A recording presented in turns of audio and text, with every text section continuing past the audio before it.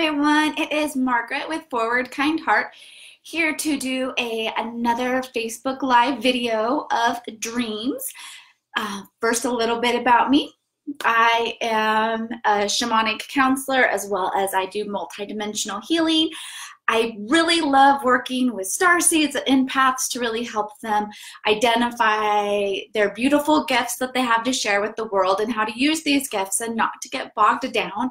I also love working with imagination and dreams because our dreams provide us so much information for our waking life that we can take our dream material and it enhances our waking life. And it brings so much more to our life. You know, we function by our consciousness, and then when we go to sleep, our subconscious, our soul, all these different aspects come to us that we get to incorporate. And it just makes life that much more rich and fantastic. So tonight I am discussing nightmares. So nightmares, I think of nightmares as those dreams that wake us up, those dreams that are very disturbing, those dreams that, you know, we wake up in a cold sweat, we're scared, we're afraid, we're uneasy, we have a hard time falling back asleep. Sometimes we question our sanity or why we would dream that.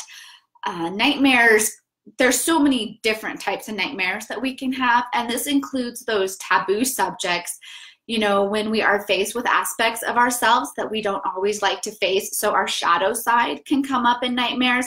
And remember, our shadow side is that part of ourselves that we deny, we push away, and oftentimes we identify our shadow in those places that we judge others, things we dislike, and even hate. So nightmares can really invoke our shadow aspect, as well as those places in our life that we shame and our animalistic tendencies, right? A lot of people will have sexual dreams that will feel like a nightmare to them because they have repressed aspects of their sexuality and being a human and being a sexual being. So they will have sexual dreams that feel very nightmarish to them, such as rape dreams. A lot of times we will dream about murder, where we're killing somebody or somebody is trying to kill us. And again, these are very innate, very just like to the core part of us. You know, there is this fear of death. There is this fear of losing control. There is this fear of being taken advantage of and victimized. And that can come out in our dreams. Oftentimes we do have dreams of killing somebody, being killed, being raped, raping somebody. These, yes, it can be that simple. It can be just that. But so often it's the symbolism. There's this richness there, right? So in dreams of killing somebody, right? That is a dream that you are oftentimes, hello, Shauna, when we dream that we're killing somebody, right? We have this horrible nightmare that we've dreamt that we've killed someone. Oftentimes, we are killing off an aspect of ourselves. We are killing off something that no longer serves us. Our subconscious, our soul is bringing to our awareness a part of ourself that no longer serves us, that's no longer working for us. Oftentimes, when we are transitioning, say, from adolescence to adulthood, adulthood to middle adulthood to old age, we will have these dreams where we might be killing a younger person, you know, symbolic of us evolving, of us changing. And it can be really scary when we have these nightmares where we've killed somebody or somebody has killed us. So in these nightmares where somebody's trying to kill us, somebody is coming after us, really looking at who is that somebody? Like, what do they represent in your life? Are they an actual person? Is there something about them that they are targeting something about you? And looking at aspects of yourself, right? Because as I said before, dreams are multi-layered. So we're starting with you. And so looking at what aspect of you is targeting another aspect of you, and being able to really look at that and figure out, does something in you need to change? Is something asking to evolve, to grow, to be let go of? And so therefore you're having this dream where somebody is trying to kill you because there is something that no longer serves you. And so that's one way to work at, or to look at dreams where we are killing somebody or being killed. Another part that this brings up in these violent sort of nightmares is our shadow, right? Because our shadow, we judge it, we shame it, we push it away. Our shadow manifests in our waking life in things that we judge, that we dislike, that we hate. And so when our shadow comes up, it can come very like full force, right? In our face, you know, asking, pretty much saying, you need to pay attention to this part of yourself. Yes, this is part of you. You may not like it, but this is part of you. Another way these murder dreams can manifest or symbolize is archetypes in our life, right? And archetypes are those standards for something like mother, father, fool, punisher, like these. And archetypes there can be hundreds of them. And so these death dreams or murder dreams can also symbolize an archetype that you may have identified with that you no longer identify with. And so symbolically, your subconscious, your soul is letting that go. It's clearing you. You're changing. You're evolving. However, when we have these dreams, we wake up. We're afraid. Like I said, we question, am I crazy? Like, why did I have this dream that I murdered somebody, that somebody was trying to murder me? I also, in the beginning, mentioned rape dreams, right? These visceral, scary dreams. And we wake up and we're sweating and we're like, oh my gosh, why would I dream that? Again, these dreams are bringing to your attention, right? Nightmares are trying to wake you up, right? They are bringing it full force because this is now something that you're ready to deal with. You're ready to work with it. If it was a nice, sweet dream of you laying in a meadow and watching the clouds go by and releasing balloons, you might not remember that dream in the morning. And these dreams are here to push you to change, to wake you up to the magnificentness of your soul, of your next evolution, of where you're going in life. And so often we forget that because the nightmare itself is so jarring. It's so hard to get our mind wrapped around why we would dream something so horrific. And we dream something so horrific so that we can wake up and we can make change. So oftentimes, like in life, rape has to do with control, right? So these dreams are waking you up to where in life you're needing control, you're giving away control, your control is being violently taken from you, as well as so often we suppress our sexuality, we suppress our sexual urges, we suppress who we are as people.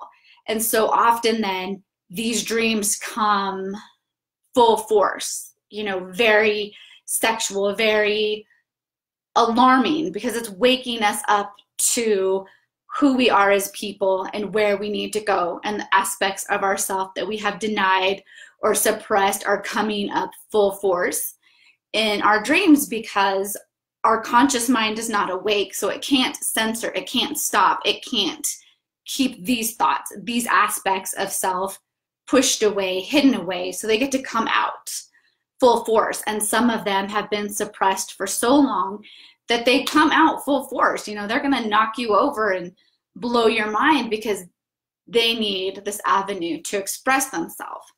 So another aspect of our nightmares is that our nightmares are really bringing context to our fears. They are illuminating our fears. They are bringing our attention to our fears, fears that are ready to be addressed. And so often these can be blocks in our life that are keeping us from going where we need to be. And so when you have a nightmare, really looking at what fear is being illuminated, what fear is asking for your attention, what fear is ready to be dealt with, to be worked with. and really getting at that fear. You know, we don't like to be afraid. It's really hard for us, you know, so we really, it unnerves us, it shakes us. And so really looking at, what is this fear? Oftentimes our fear dreams are also symbolic of the collective unconscious, right? The consciousness that connects all of us. Our myths, our stories, our cultural stories are connected through the collective unconsciousness. And so these collective fears can come into our dreams and really illuminate that as well. Like, where is the society we are afraid? Where is the society we have fear? And, you know, how do you play into that, and how can you release that? And like I had said earlier, also our shadow comes up, right? Because we don't like to deal with our shadow. And so our shadow can become very powerful in dreams because it has this avenue, right? And it can really cling to scary topics, scary subjects. You know, nightmares, again, a lot of common nightmare themes are death of a loved one. You know, that is a universal fear. We don't want somebody that we love to die. And again, so like when you dream of somebody you love dying, you know, look at, what is it? Are things with that person good? Is there anything you need to say to that person? Anything that needs to clear the air, because you don't know. And again, these fears are reminding you, yes, I really love this person. This person is really important to me. And in my waking life, I have the ability to express this to them, to let them know how important they are to me, how much I do love them, how much I do care.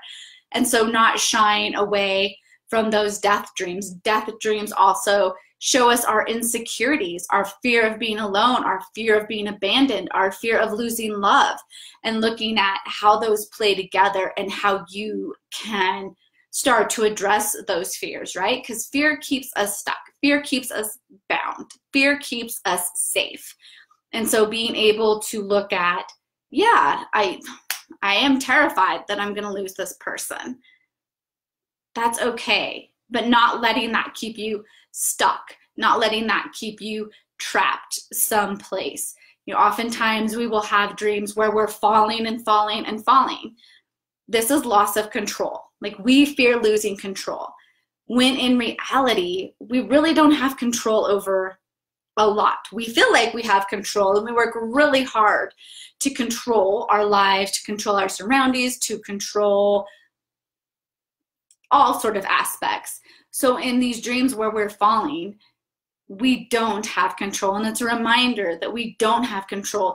So how do you lean into not having control? How do you accept being present, being in the moment, and taking the moment as it is? So there's tons of different types of nightmares that we can. So when you wake up from a nightmare, if you can, write it down so that the next day you can go ahead and look at it. You might want to do it that night, especially if you're having a hard time getting back to sleep, but just writing it down, because there's a lot of really rich information here for you to explore. You know, our nightmares, again, they're waking us up so that we can make this profound change, or even different types of change in our life. Yes, Shauna. Control is a huge, huge issue, and a lot of us would like to perceive that we're in control. And yeah, the state of just how the universe is, it's chaos, and a lot of times we don't like that. Like, we like, not everybody, but a lot of people like that predictability, which makes us feel better, right? When life is predictable. That's one reason we don't like nightmares. They don't feel good, they're unpredictable.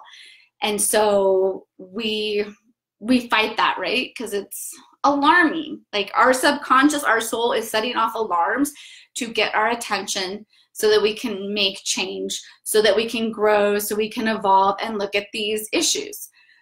So let's say you have a nightmare and you sweep it under the rug, then usually the same theme of nightmare will repeat. It might not be the same nightmare, but if you keep a dream journal, you will start to see the theme repeating itself. So this is a great indication, you know, that there is a theme in your life that you do need to address. So after you have a nightmare, you know, write it down, turn on the lights if you need. You know, some of us do not like the dark. Our imagination can really play with the dark. And so being able to turn on the light, ease yourself, maybe do some breathing exercises, listen to some soothing music, maybe get out of bed, make some tea, watch or read something funny to shift the energy so that in the daylight, right? Because we get afraid of the dark as well. So in the daylight, you can really address what came up, like what that nightmare was trying to get you to wake up to. And so nightmares are just these beautiful calls to action. Yes, some nightmares do repeat, especially if it's something that that needs our attention, that we need to address, that our soul, our subconscious is asking us to address, to look at. Let's say that you have a job that you are constantly told what to do. You feel like you don't have a voice. You feel like you don't have any power. You feel like it's draining and you just go every day. And so you keep having these nightmares where you're falling or people are abusing you. These nightmares are trying to tell you you're not happy. Something needs to change. Something needs to give so that you can find that happiness again.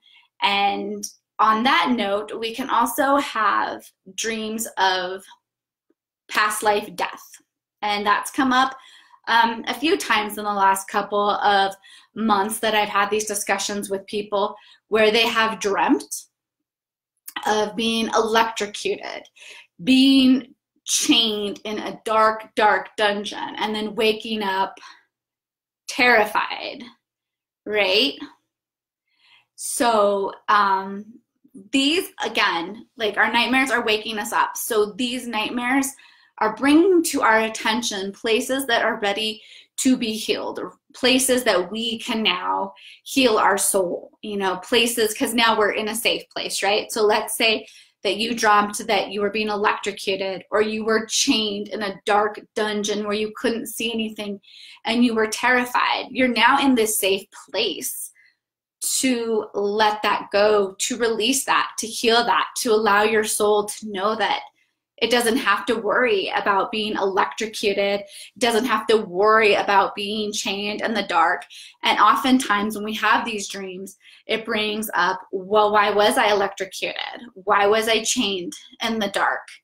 And you can explore that if you're ready to explore that. I suggest that you have a trusted friend, a therapist, a counselor, a healer, pastor, somebody you feel safe with to really explore this, because there can be these really deep undertones, right, for your subconscious, for your soul, that can be, that you need that space. You need somebody to hold that space with you to explore this.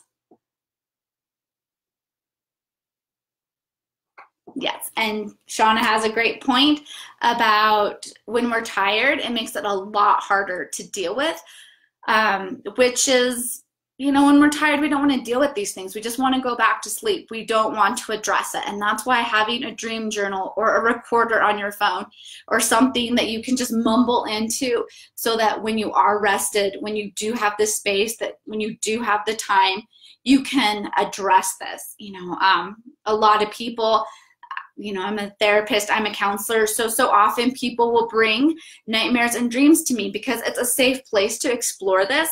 It's a place where we can look at all that rich, juicy, good stuff, and you're not just tired being like, oh my gosh, okay, so had this nightmare, it's trying to wake me up to something, but I'm tired, I have work, I have all these other commitments and things to do. So honoring it. And so often what we can do is, whether you're in therapy, have a counselor, trusted friend, whoever to process this stuff with, you can also just set aside time each week.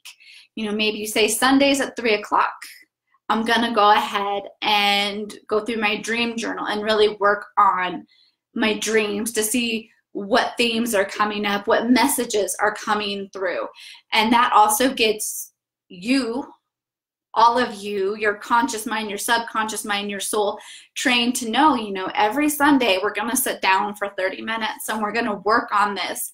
And that can also help with that unrest, because now you're training yourself to know that things are going to be addressed, things are going to be looked at, so you don't have those repeated dreams that cause that unrest, that tiredness. A lot of times, if you are having a lot of nightmares or sleep disturbances, and the weekend before Halloween or in 2 weeks, we're going to talk about that. Things that go bump in the night, sleep disturbances, what that means, because so often the energy in our house, the energy in our room affects how we sleep. It affects the quality of our dreams, just like stress, anxiety, depression. All of this affects our dreams. And so how do you create this sacred dream space, sleeping space, so that you can be rested and you can have these dreams that illuminate your waking life so that you can continue to grow and evolve as a person. So that will be in 2 weeks. And so, so with nightmares, again, to sum it up, it's really a call to action. It's a call to wake up. It's bringing something to light for us, even if it's that we're changing, that one part of our life is dying and we're stepping into a new part of our life, and symbolically our soul, our subconscious is working through this change, through this process, as well as looking at where you might need to add some change, where you might need to do things differently. And so again, if you do have a nightmare, go ahead, write it down, record it, work on it later, and then do those things that help you get back to sleep. Maybe some yoga, some lavender tea, something funny. You might have to sleep with the lights on to kind of allow that energy, your imagination to settle back down so it doesn't trigger another nightmare. And so that's all about nightmares. If you have a nightmare that you want to share, go ahead and message me. I'll help you process it, and we'll look at what's going on and the deeper messages, as well as any other kind of dream that you would like me to explore. I thank you for watching this week, and I will see you in 2 weeks. Take care. Bye.